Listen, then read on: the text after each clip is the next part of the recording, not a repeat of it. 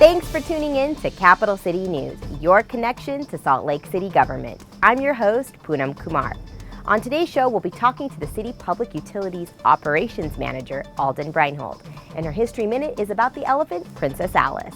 But first, let's start with our legislative update and look back. At the May 24th meeting, the Council discussed recommended budgets for several city departments and heard from more than 50 residents during a number of public hearings. On a 4-3 vote, Council approved funding to help maintain the closed Wing Point Golf Course. The administration is doing a study to look at other options for Wing Point.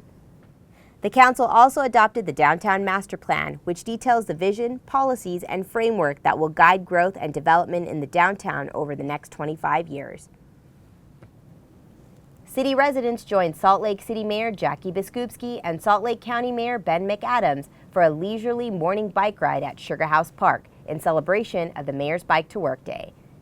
Many gathered to enjoy breakfast, entertainment, and outdoor activity all before work for this year's celebration. Each year, the Utah Pride Center throws their biggest parade and festival to celebrate the LGBTQ community in Salt Lake City and surrounding areas. This year was no different, and people from all walks of life participated to show the Salt Lake City is a welcoming, inclusive, and diverse place. Although the City and County building was restored almost 30 years ago, regular maintenance is still required to keep it preserved. Alden Breinholt tells us more about the restoration process and what we'll be seeing over the next 2 years. As you know, this building was built back in 1894.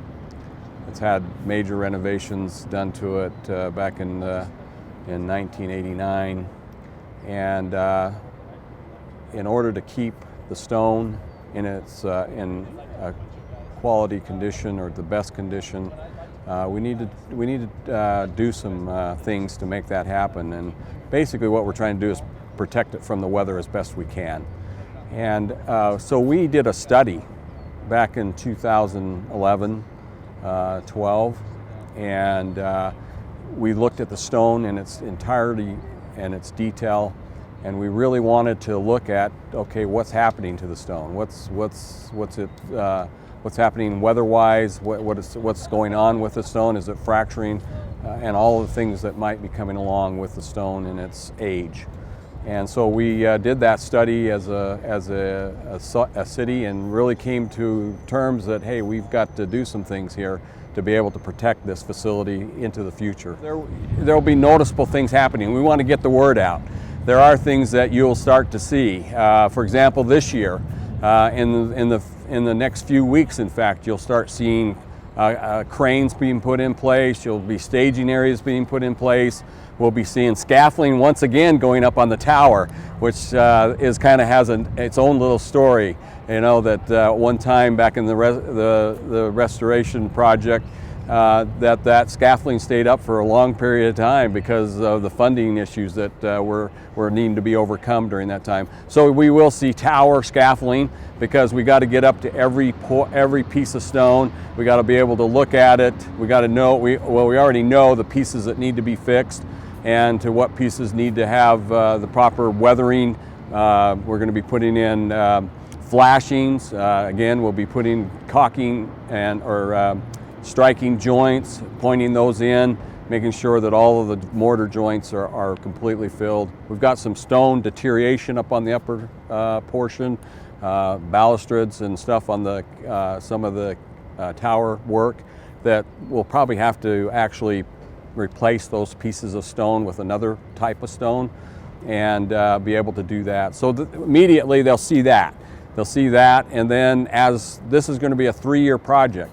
So in 2016, seismic work will be going on underneath the building, which most of the public will not see during the other portions of the project, which will start happening in 2017 and 2018.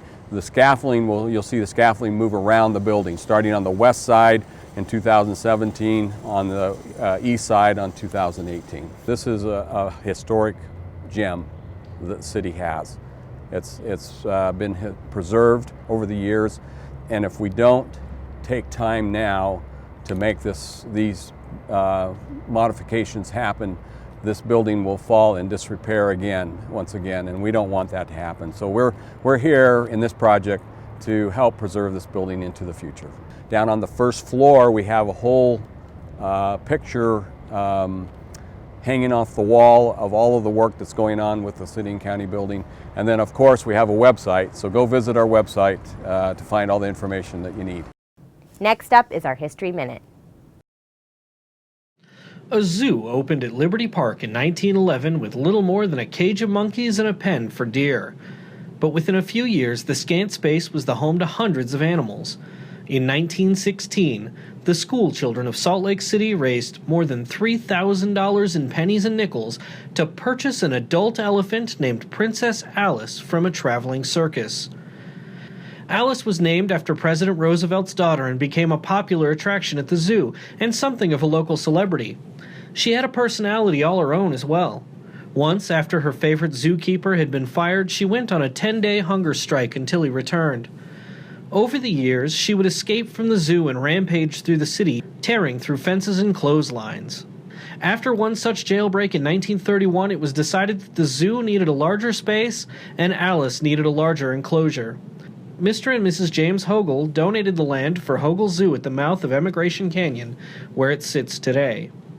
Alice was moved to the new facility and still proved popular for the residents of Salt Lake City. A carving of her was made in the stone of the main building.